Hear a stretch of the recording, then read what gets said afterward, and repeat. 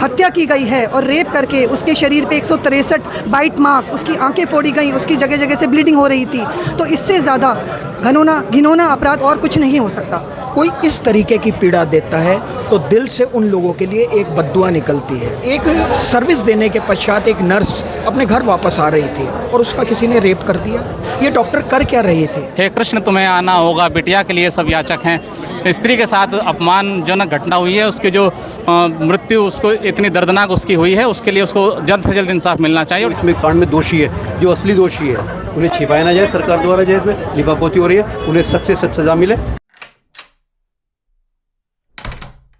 इसको क्या कहा जाए?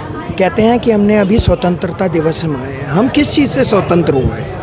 क्या हम स्वतंत्र हुए हैवानियत से? क्या संदेश हम समाज को देना चाहेंगे?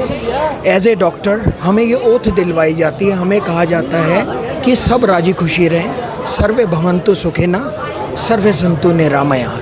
इस उद्देश्य को लेके हम एक ओथ लेके किसी को भी मेडिसिन लिखते हैं और ये कहते हैं कि तेरा दुख, तेरा दर्द, तेरी पीड़ा ख़त्म हो जाए। मगर जब उस पीड़ा हरने वाले को कोई इस तरीके की पीड़ा देता है तो दिल से उन लोगों के लिए एक बद्दुआ निकलती है।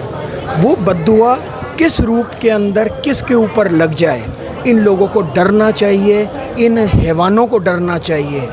इनको किस तरीके से लगाम लगेगी? हर दूसरे तीसरे दिन कुछ ना कुछ सुनने को मिलता है। जैसे अभी हमने ऋषिकेश के अंदर देखा, एक सर्विस देने के पश्चात एक नर्स अपने घर वापस आ रही थी और उसका किसी ने रेप कर दिया। ये डॉक्टर कर क्या रहे थे? ये डॉक्टर वहाँ पर लोगों को सेवा दे रही थी, 36 घंटे से अपनी ड्यूटी दे रही थी। लोगों की जो दुख दर्द थी 36 घंटे से लगातार उनका दुख हरने का कार्य कर रही थी। एक सेगमेंट तो आके हाथ जोड़ता और कहता है कि डॉक्टर भगवान है, और दूसरा सेगमेंट आके इस तरीके का प्रहार करता है जो पीढ़ियों तक एक दाग की तरह, एक इस तरीके की चोट की तरह जिसको शब्दों के अंदर कभी भी व्याख्यान नहीं किया जाता। इसकी भर्त्सना नहीं, इसकी निंदा नहीं, इसको तो एक आक्रोशित होकर ऐसा दंड मिलना चाहिए जो एक नज़ीर पैदा करे समाज के अंदर कि इस तरीके का कोई भी कार्य करने से पहले 100 बार सोचे कि मुझे ये नहीं करना है, रूह कांप जाए।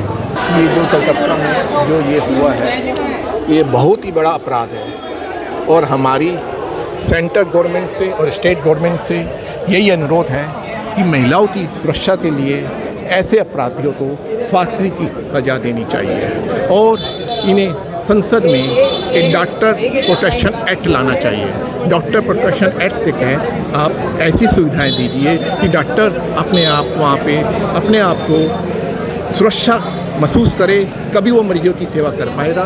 जब तक डॉक्टर प्रोटेक्शन एक्ट नहीं आता, मरीजों की सेवा करना बड़ा मुश्किल हो जाएगा। वो जो जघन्य अपराध हमारी बेटी के साथ हुआ है, कल को वो किसी की भी बेटी के साथ हो सकता है। उसके लिए सरकार बिल्कुल, स्टेट गवर्नमेंट को तो छोड़ ही दीजिए, उस तो सबूत मिटाने के सारे काम कर रहे हैं। सेंट्रल गवर्नमेंट में बिल्कुल चुप्पी साधे बैठी हुई है।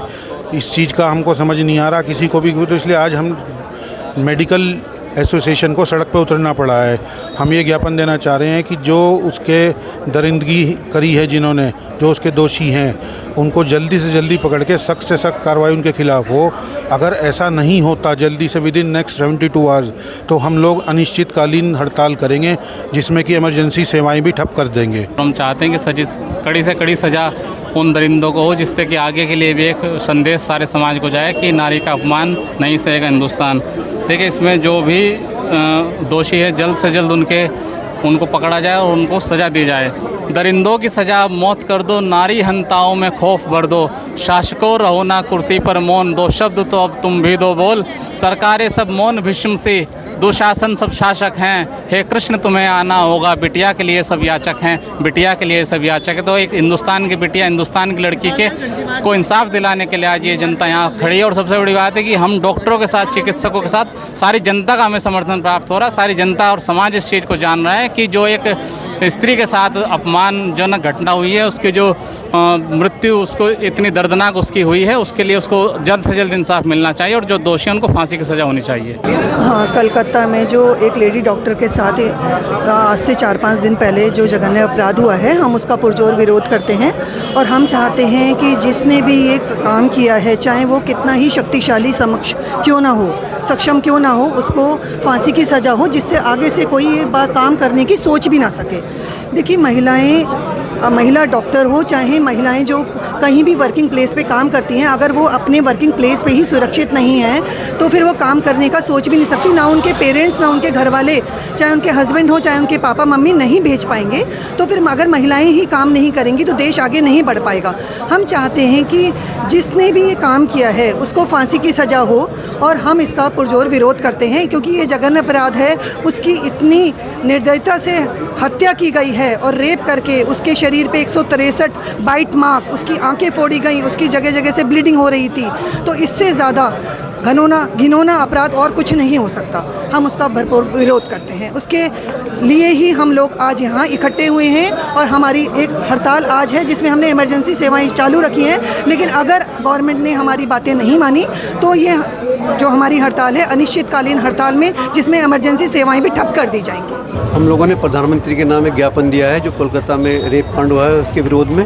हमारी वही मांगे है जो सेंटर से मांगे हमारी, एक तो वही है जो इसमें कांड में दोषी है, जो असली दोषी है उन्हें छिपाया ना जाए सरकार द्वारा, जो इसमें लिपापोती हो रही है, उन्हें सख्त से सख्त सज़ा मिले और फास्ट ट्रैक कोर्ट में केस चले, जल्द से जल्द इन्हें सज़ा मिलाए। दूसरी ये कि डॉक्टरों की सुरक्षा के लिए विशेष कानून बनाया जाए केंद्र सरकार द्वारा, ये हमारी मांग है। और तीसरी ये है कि जो भी हेल्थ इंस्टीट्यूट्स है, मेडिकल कॉलेज हो या हॉस्पिटल्स हो, उन्हें विशेष सुरक्षा क्षेत्र बनाया जाए, वहाँ पर कोई भी अपराधी प्रवृत्ति का व्यक्ति जो प्रवेश न कर सके। हमारी चौथी मांग हम लोगों की ये कि जो नेशनल मेडिकल काउंसिल्स है उसे इतनी पावर दे दी जाए केंद्र सरकार द्वारा कि वो मेडिकल स्टूडेंट्स और एलोपैथी डॉक्टर्स के लिए मतलब विशेष सुरक्षा जो है कानून बना सके।